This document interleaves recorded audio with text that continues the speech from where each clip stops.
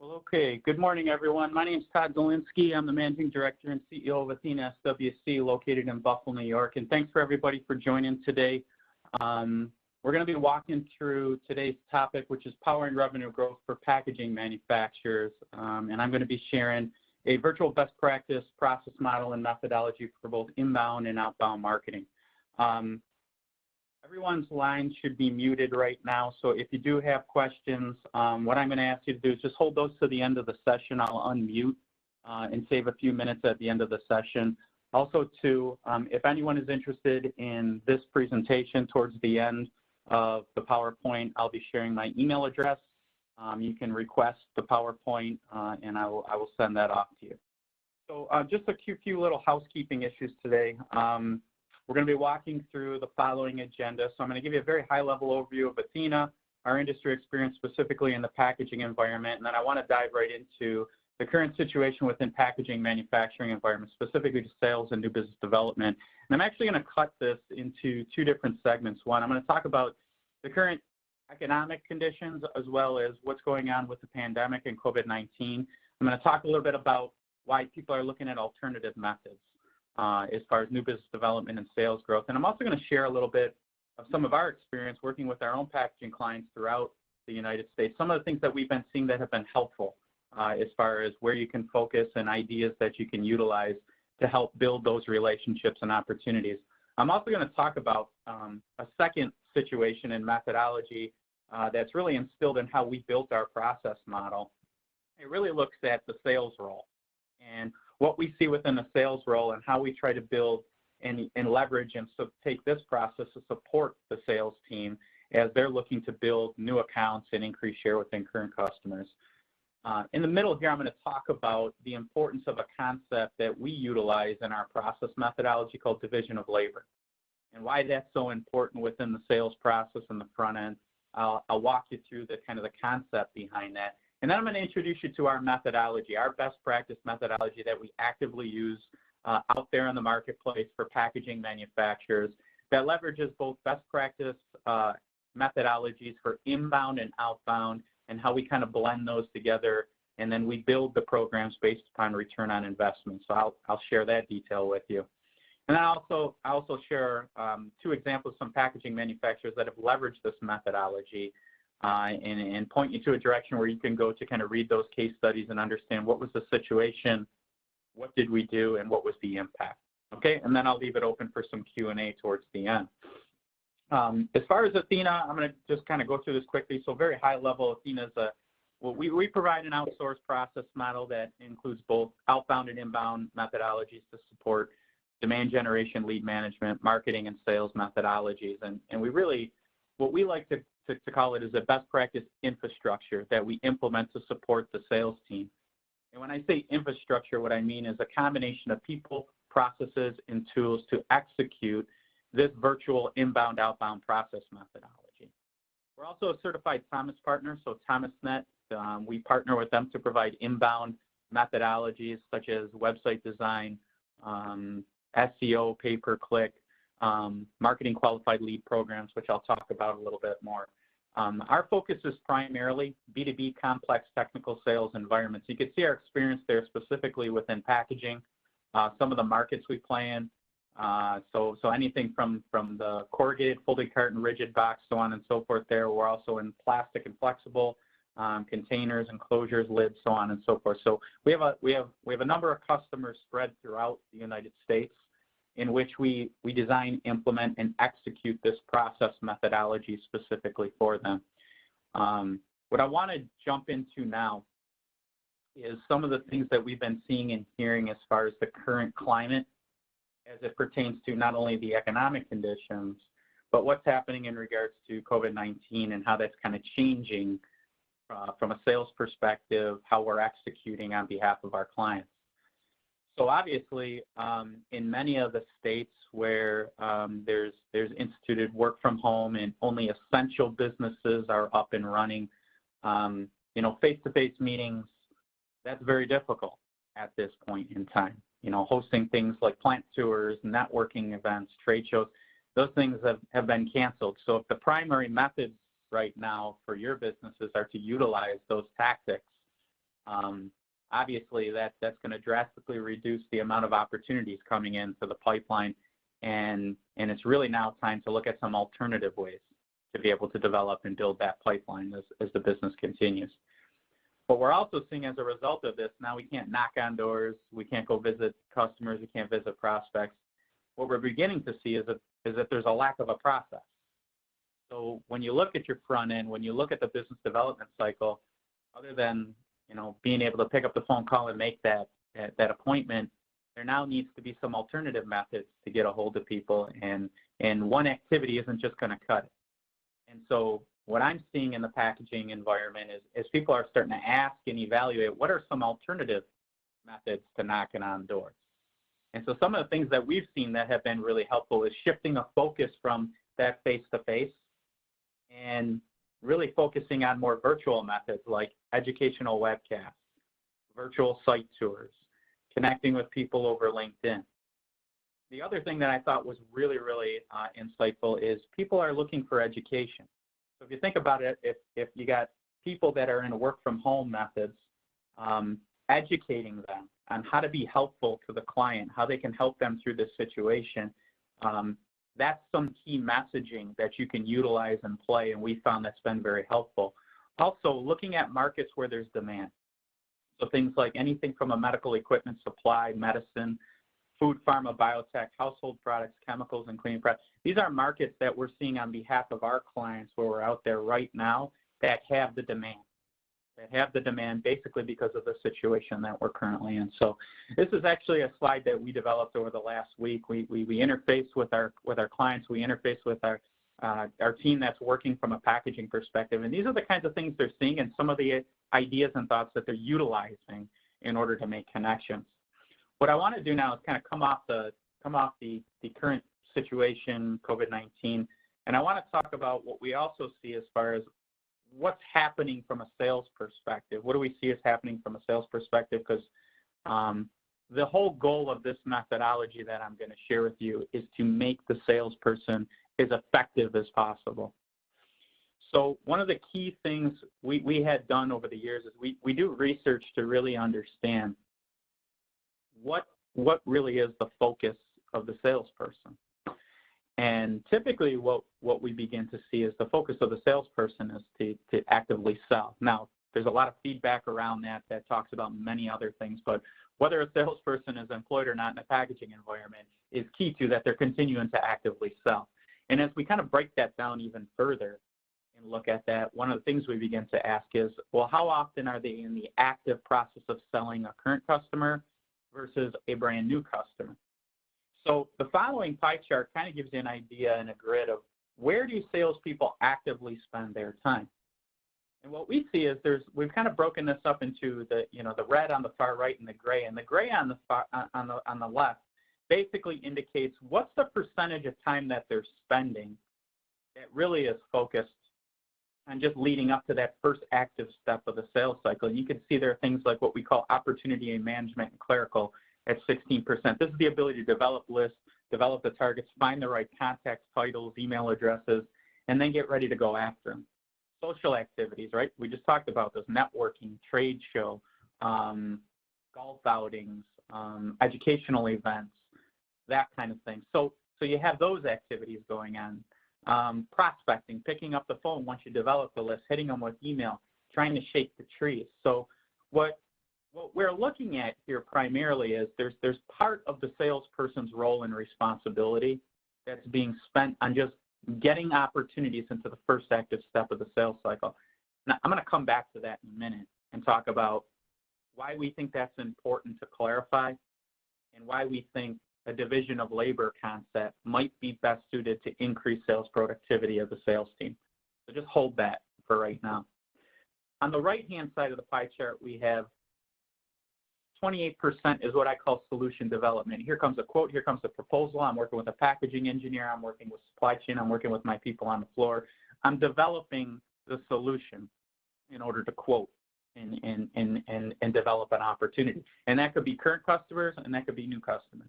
Account management, 24%. Totally understand that, right? You have current customers, you want to retain, you want to keep those customers, you want to grow them, hopefully. So that is an area that we totally understand. What's always something that sticks out to me is 8% of their time is spent on getting into the first active step of a brand new opportunity. And I always found that percentage, based upon our research and interviewing of sales executives, VPs of sales in B2B technical sales environments, I always found that number to be interesting, because you would hope and think that based upon the environment, that percentage of time would be much greater. And so when I look at this and I start to ask the question, okay, what is the role of the salesperson based upon this dynamic? What I begin to think about is, how do I get the salespeople in more of their time being allocated to fielding those new business development opportunities and running with them?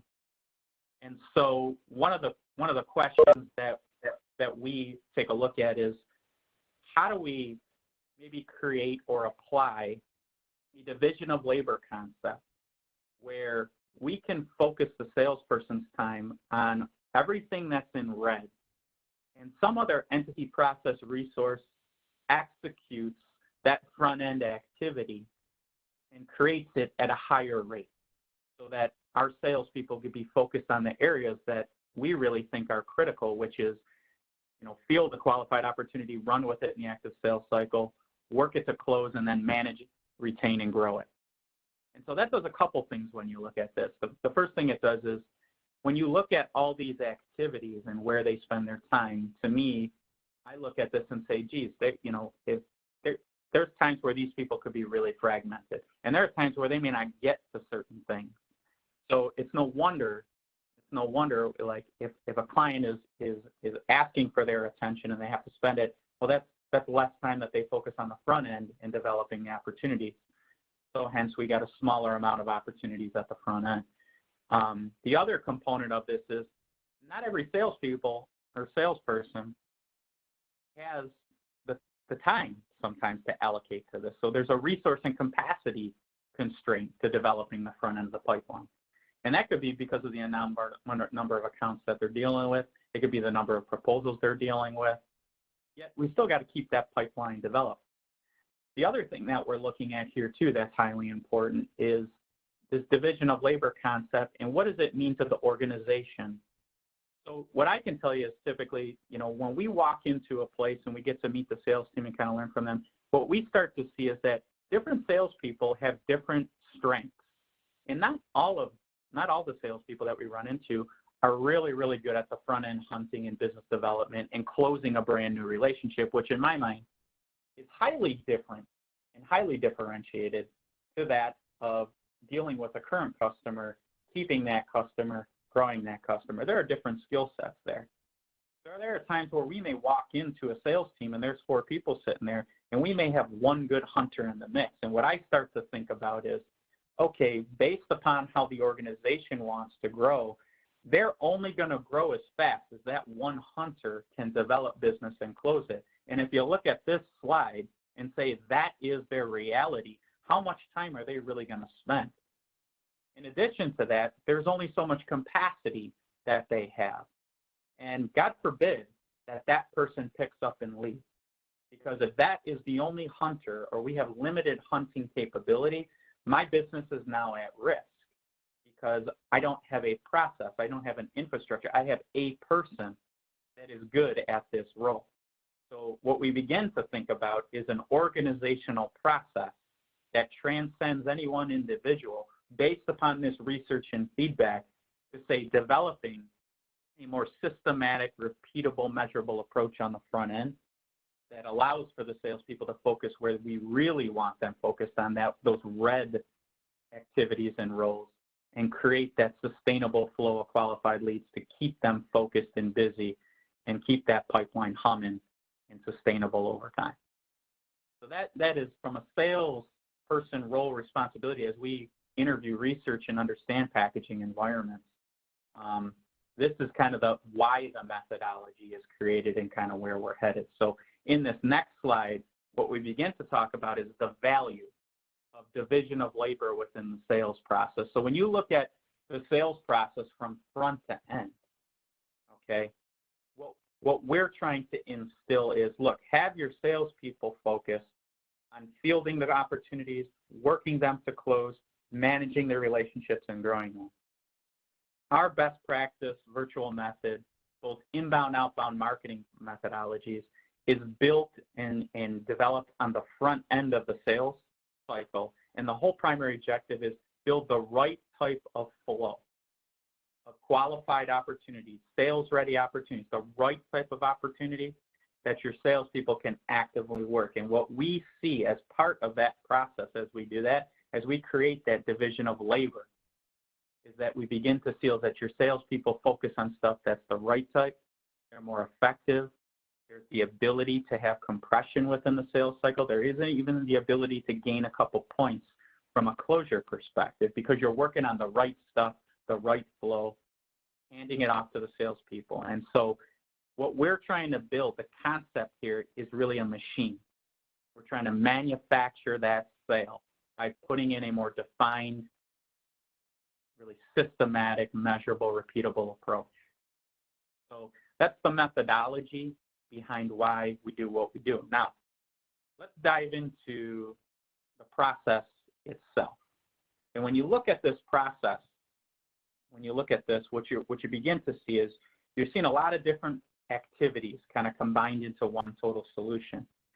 And one of the main advantages of our process methodology is that we do holistically execute everything that you see here, from the inbound to the outbound marketing activities to the business development and lead conversion to target market profiling, list development, targeting really the right opportunity, looking, leveraging software and technology like CRM and marketing automation tools to understand reporting and analytics so we can tighten and process, improve, and track and measure the return of the effort.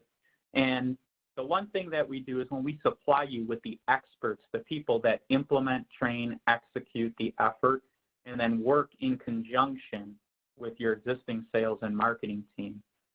One of the key things that we're also doing is we're monitoring those leads as they move through the sales cycle. This is an important part of the process because it's not just about handing over a qualified lead, it's then monitoring the progression of that lead through the sales cycle, making sure that it doesn't stall.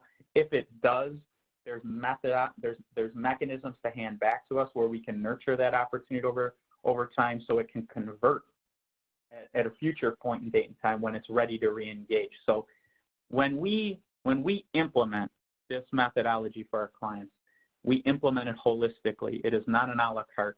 And the reason that we believe so strongly in that is because if you break process, out the door goes results. So it's very, very important that we implement and execute accordingly. And some of our clients come to us and say, well, Todd, look, we have our own technology. Can you leverage that? Sure. If you have your own CRM and marketing automation tools and they do what we need them to do, yeah, we can use those. Hey, Todd, we have our own lists inside. We think they're good. We just need to clean them up a little bit. Can we use those? Sure. Hey, Todd, we have our own marketing people. They're building and developing content. We have pieces developed. Can they kind of play a role on your team? Can we leverage some of that stuff? Absolutely. Absolutely. Our role is to fill in the gaps, but to execute this methodology holistically to get the right type of result. Now, here's what the other key differentiator that we bring as part of this methodology. Our ability to build programs based upon a sales result. So when customers engage with us, and they engage with us for various different reasons, which I'll give you kind of the landscape of. But when we implement this methodology, what we're always trying to do is understand over a 12 to 18 to 24 month period, what are you trying to achieve as far as sales goes? What's the sales goal number? What's the average size of account? What's the lifetime value of that account? So we have to get into understanding what are the steps in your sales cycle. How do you convert through each of those steps based upon history that you may have? What's the average length of sales cycle? And what we're able to do is backwards re-engineer into that sales goal what we need to do at the front end of our process and how we customize this infrastructure specifically to your business environment, your target markets, your manufacturing and packaging capability.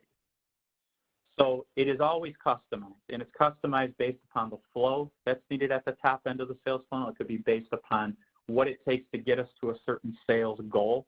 It could be based upon a flow for individual sales reps.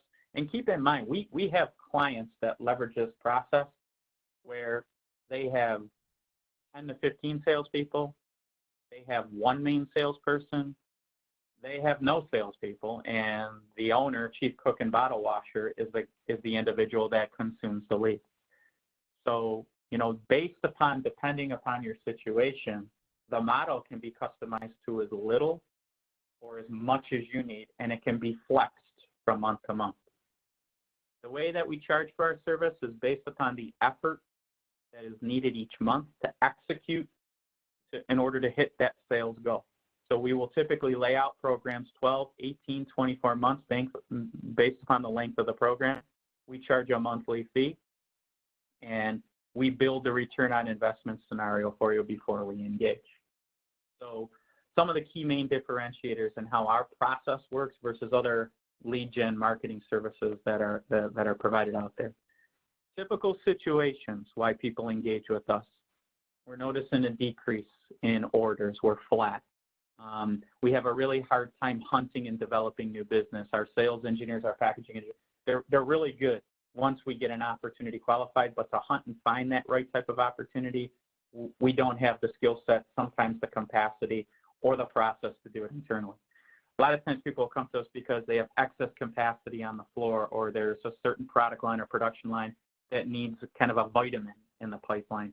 It could be certain markets where you don't have feet on the street, or you haven't done a good job of really targeting a certain geographic segment or marketing segment, and you need some help putting a real dedicated, focused effort to build that pipeline and activity. There are many customers that come to us where a lot of revenue is tied up into the top 5 or top 3 clients, and they're afraid they're going to feel pullback, and they need to diversify the customer portfolio, and they need a way to do that over time. We have customers that come to us that say, look, Todd, I'm happy if, each year that we execute, you bring me 1, 2, 3, 4 clients that are going to net me 200, 300, 400,000 annually. I have other clients that come to me that say, look, I need to scorch the earth. I need 20, 30 clients. So it can be, again, customized, built, and developed, however, for whatever flow, for whatever type of sales return you're looking for. So that gives you a little bit of idea on situation, kind of holistically what the model is. So what I'd like to do now is I'd like to just dive into this virtual process. What does it look like? What do we do? How do we build it? How do we launch it? What's the time required around it? And how do we measure, monitor, and track the effectiveness of it? So the process I'm going to show you here, we are actively doing this for other packagers out there on the marketplace. So from corrugated to folding carton to rigid box to plastic packaging to labels and adhesives to internal packaging and molded pulp to point-of-purchase display, digital marketing, so on and so forth. So this process here is our core lead gen, lead management engine. And the process itself is split into 3 individual phases. On the far left is what we call relationship acquisition, development, design, the execution, the launch of the process. In the middle section, we have what's called relationship management. This is, we are now beginning to field the opportunities. The short term are the immediate qualified. What do we do with them? How do we transition those into the first active step of the sales cycle? How do we hand that off effectively so the rep can run with that, in an efficient way? What do we do with opportunities that are more long-term? So an opportunity that we engage with that says, yes, I have a future interest for you. I have a new product. I have a point-of-purchase display launch. I'm looking to switch suppliers, but I'm not looking to do that until 3 months, 6 months, 9 months down the road. Can you follow up with me then? How do we stay in front of that prospect? How do we engage with them? How do we keep them educated about who you are, what you do, and the value you provide? So I'm going to talk about a more long-term relationship building process that we call nurturing the relationship, and how we do that to convert those opportunities are going to take a little bit longer. There's a section in the middle of this process that really focuses on listening to the market, extracting intelligence, quantifying looking at analytics and numbers to say, what's working, what's not, where are the leads coming from? Is it a certain industry? Is it a certain capability? Is it a certain contact level, geographic segment? Why are people not interested? And what are they saying? And how do we learn from this data each month as we're executing so that we can process, improve, and tighten the effort moving forward? So I'll talk to you about that. And then obviously the last part is throughput and return. So how are we building the pipeline? What are the new accounts coming in? What are we quoting? What are we winning? What are we losing? Why are we winning? Why are we losing? What do the numbers look like in accordance to our historical information? We provide that tracking and mechanism, and we keep that return component and the goal that we're trying to achieve over 12, 18, 24 months. We keep that visible. And we do that through a number of ways, through collaboration, through pipeline meetings, through weekly sessions, which I'll talk about, but that's key to what we do. Now, the way that we start this whole process is we typically have to have a kickoff meeting. Now prior to a kickoff meeting in the sales process, what typically happens is someone who's interested in leveraging the process spends time with me. They get educated on how the process works. I get to understand really what their goals are, what are they looking to achieve, and that's done through what we call a scope and approach session. So scope and approach is really, it's a 2.5-page document. It's a Word document that I hand you, and typically what happens is once you run through this process, they'll say, okay, Todd, I get how it works. I understand the methodology. Now I want to know what it means for me. And that's where we engage in this session where you fill that out. The first 15 questions are key. I get to understand things like target markets, sales cycle steps and conversion rates, target new customers, size, spend, lifetime value, gross margin. And that's how we're able to build and construct the program, give you options, and build a 3-year return on investment scenario. Now, considering that those things were done, you've selected a program, now it's time to implement. So what happens is a team of experts that we allocate to your account based upon their experience understanding things like packaging markets, packaging sales environments, that team gets assigned to you and they schedule a kickoff meeting. Prior to a kickoff meeting, you'll get some homework. The homework includes definition of what a kickoff meeting is going to include. And so the kickoff meeting includes roles and responsibilities of our team, understanding roles and responsibilities of your team. It's reviewing basically what the program goals are over the next 12, 18, 24 months. What's the scope? Then we go through in the first 45 to 50 days, what do we need to do to get this thing off the ground? So there's a lead schedule of implementation activities, roles and responsibilities, and 95% of that is done by Athena's team, our team. What we really need the customer for is editing, feedback, training of our people, approval of messaging pieces, lists, training our people when we hit the phones, how to qualify, how to deal with objections and rebuttals. So what I need from the customer, the packaging customer, is really an understanding and education and feedback and editing.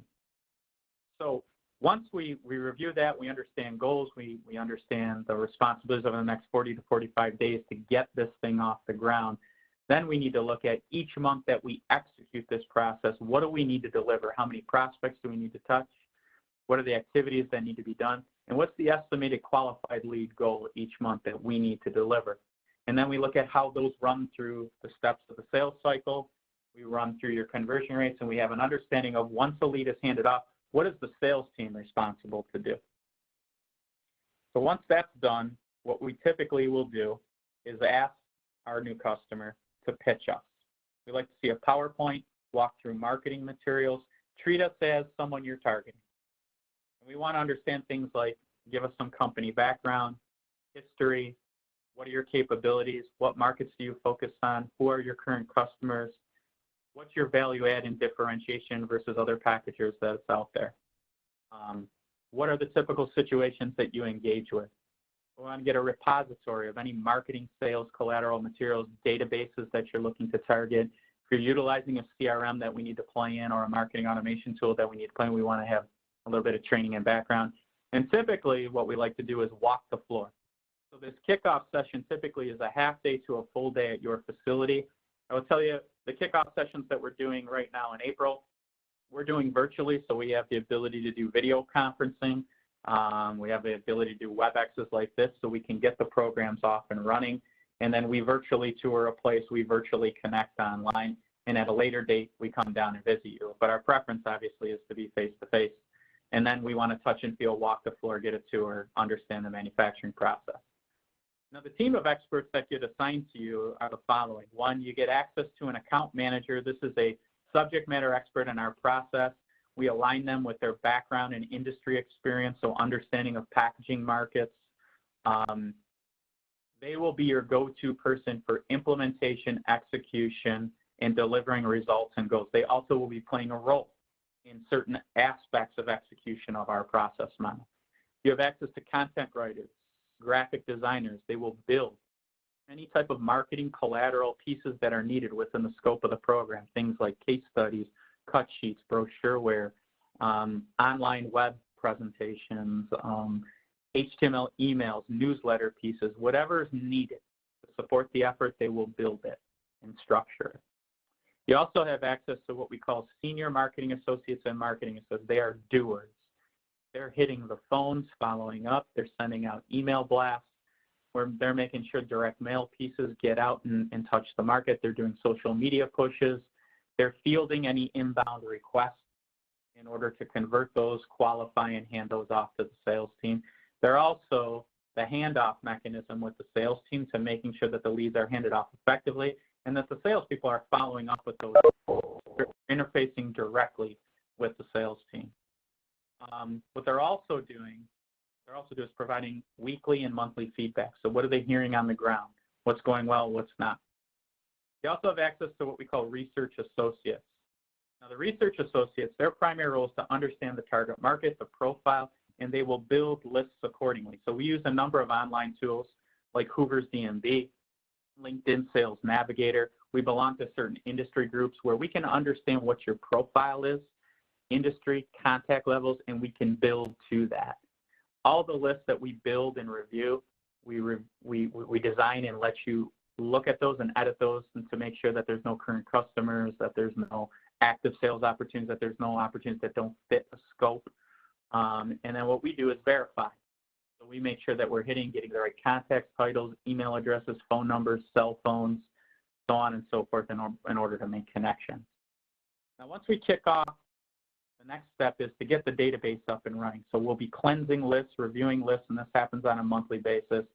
And with our process model, you have a couple options. We are a certified reseller of what we call Pipedrive CRM, which is an online visual-based lead management pipeline tool. We can give you access to the CRM tool that you can utilize. It's nice because it is web-based, it's easy to use, it's very cost-effective. So we can set that up, we can train your people how to use it. If you have your own CRM database, fine, we can play inside that.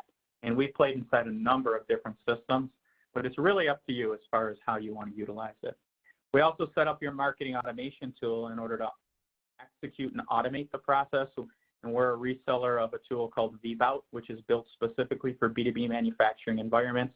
It allows us to execute and automate emails, drip campaigns, push out social media.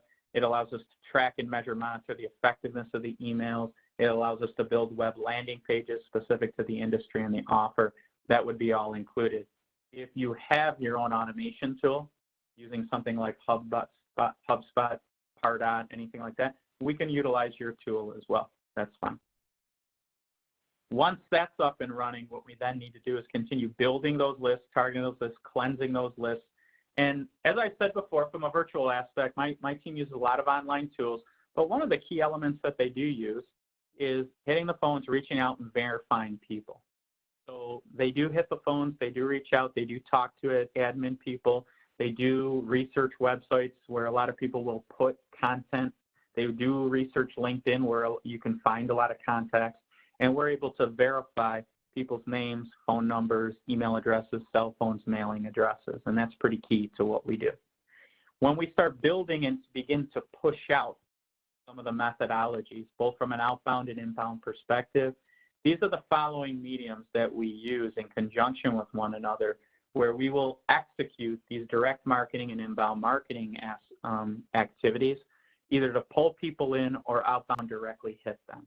So we use a combination of direct mail, leveraging inbound marketing, web marketing, marketing qualified lead programs, email marketing, and outbound sales consultative calling. We use these in conjunction with one another, where we can hit any given list gets touched on average 6 to 9 times over a period of 2 to 3 weeks each month. Now, a lot of people will ask, Todd, why do you use these marketing methodologies versus everything else that's out there? There's a number of reasons that we do it. One is each of these is a direct hit to a person, in a company, in an industry, in a territory.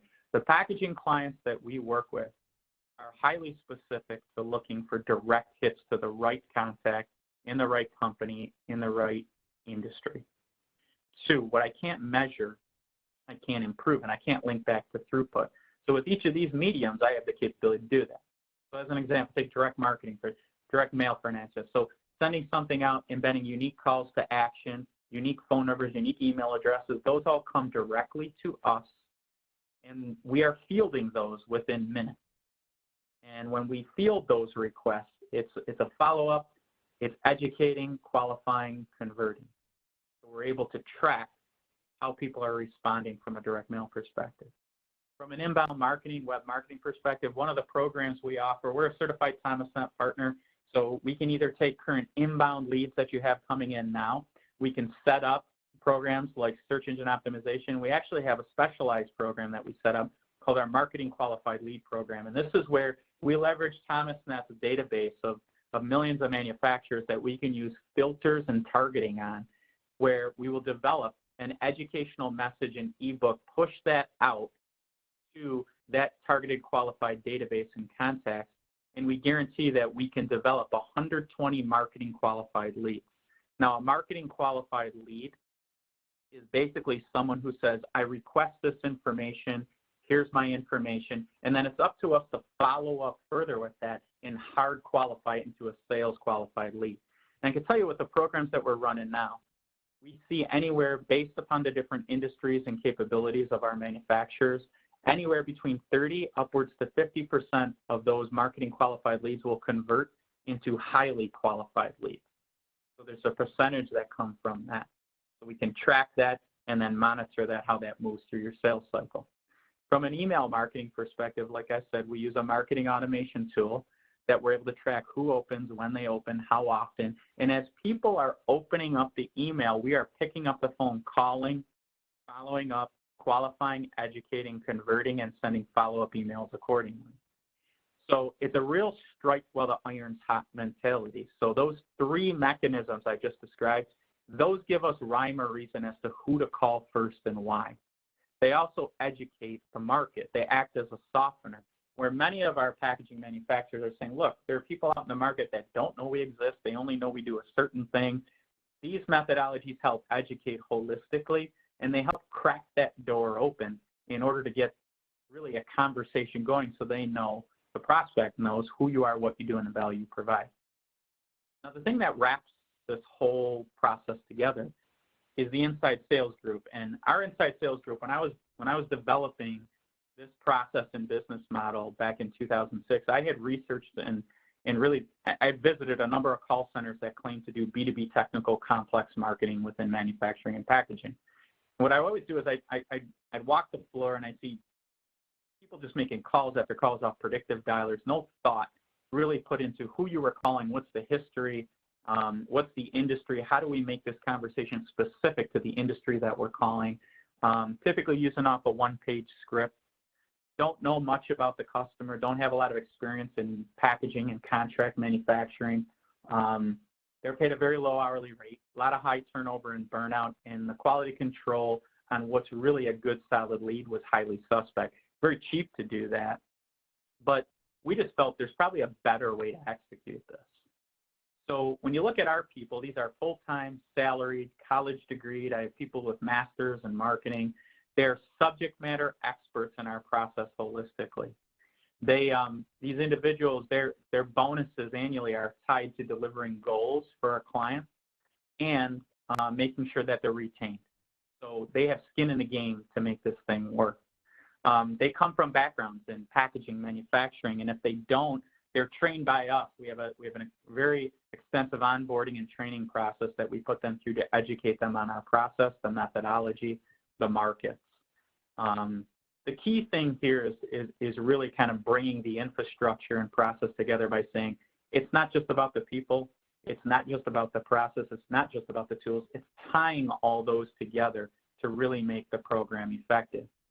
Now, one of the key things that we have heard in prospects who come to us from the marketplace, and they're saying, look, in the current situation with COVID-19, people are working from home, so how are you attacking people? We just don't know. We just don't know if you're going to be able to get a hold of someone. And it's interesting because with our virtual methodology, there are a number of different mechanisms we use in order to get in touch with people. The first thing is the majority of our customers are manufacturers, and they're playing in essential manufacturing spaces. So when we go back and you talk about, the previous slide where I talked about the markets to plan and get really focused, that's where we're beginning to see if we're attacking a packaging engineer, if we're attacking a VP of operations, a supply chain materials management, a commodity or purchasing manager. These are people we are able to get a hold of because they are at the facility. Now, let's say they're in a work from home methodology.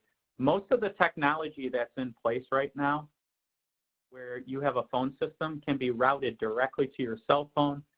Voicemails get left, those voicemails get emailed directly to your inbox.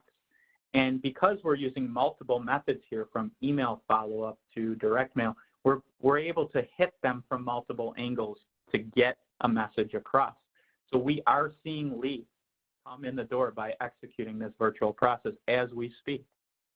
The other component, which is key, is cell phones are readily available now, whether they're on websites, whether they're on LinkedIn, whether they're on business cards. And so you are able to get to people through utilizing cell phones and through voice over IP routing systems. So we are seeing people respond in markets where there's demand, where we continue to get leads on a daily basis. But I will tell you, it is a process holistically that allows us to get there. Program management is key, I would tell you. The way we communicate, collaborate, interface with the client, that's very key to what we do. So being able to have weekly meetings, emails that say, here's what we've done, here's how we've done it, here are the goals, here's how we're doing against the goals, here's what's going well, here's what's not going well, and how we process and improve. We actually have sales pipeline management meetings and monthly management meetings where we review the opportunities, we review the goals, we review the handoff of the leads, and then we're hearing back from the sales rep from an accountability standpoint on how are you following up, what's the next step, who's going to do it. We update the CRM and pipeline management accordingly. And from a sales management perspective, you now can see how the opportunities are moving along. If they start to die out, if they're not getting responses, the sales team knows they can kick that back to our process, and we'll continue to follow up with it. We'll ask, what's the next step? When does it need to be done? And we execute that next step. So we actually play an active role as far as sales coordination and keeping the leads moved along. Now, obviously, if we move into this next phase, which is relationship management, this is where you start to see the opportunities qualify. Now, what does qualified mean, right? What does that mean? That means, we have to define it, and we define that using a process called lead scoring. So we actually write down on a sheet of paper, we define a lead A, B, C. We understand your dispositions accordingly, based upon the level of lead. Is this a face-to-face meeting? Is it a webcast like this? Do we field an RPRQ package? Are we signing an NDA? Are we setting up a site tour at their location, at your location? Are we doing a sample request?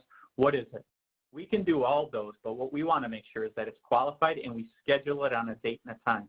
Always hand it off to a salesperson on a date and a time. So we need to have access to the salespeople's calendars. That could be done virtually, right over the web.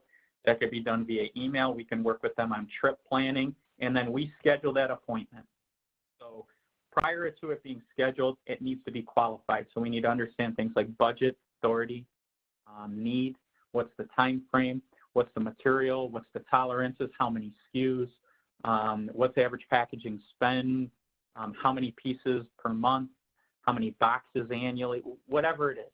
We can pull that data down, but it needs to be defined, built into our scripts, built into the lead scoring scale. Now, when we schedule, we can send an invite. We can send a follow-up email that confirms with the sales team. We include in that confirmation, we include a market intelligence report. That includes all feedback on qualification market intelligence questions, the lead score. It includes all the contact information, includes the company and an overview. And then we also include a attachment, a call recording of the conversation. And what that allows us to do is it gives quality control. There's auditing, there's training and learning opportunities from that where the client can hear the validity of the call, the qualification level of the call. We also do a reminder and confirmation process. So anytime a lead is in, 2 days before we'll remind them, a day before we'll pick up the phone and hard confirm. And what that allows us to do is cut down on attrition of a lead not showing up. And if they have to reschedule, we handle the process. The salesperson doesn't worry about it. We move it to the next available date. And that allows and makes sure that no lead slips through the cracks. Now, that part of the process everybody loves. They want more of that, but not every lead that comes in is going to be immediately qualified. Some are going to take some time. So that's where we have this opportunity to nurture relationships. So an opportunity to raise their hand says, yes, I spend $1.2 million in, 1 2-color box corrugated packaging spend. I have a current supplier. I'm not gravely happy with them. I have product on the floor right now. Listen, in another 3 months, I'm going to be evaluating this. Let's talk then. So what we'll do in that situation is hard qualify it and then ask that prospect permission. Hey, can we stay in front of you and provide you with educational content that's helpful to your evaluation decision-making process? And that's what we call a permission-based nurture relationship. Typically we'll say yes, no more than once a month. And then we build for the client educational content. Could be industry rag article information, could be product on the floor, new equipment, new advancements in technology, it could be a case study, testimonial. We supply that to the prospect that said yes once a month.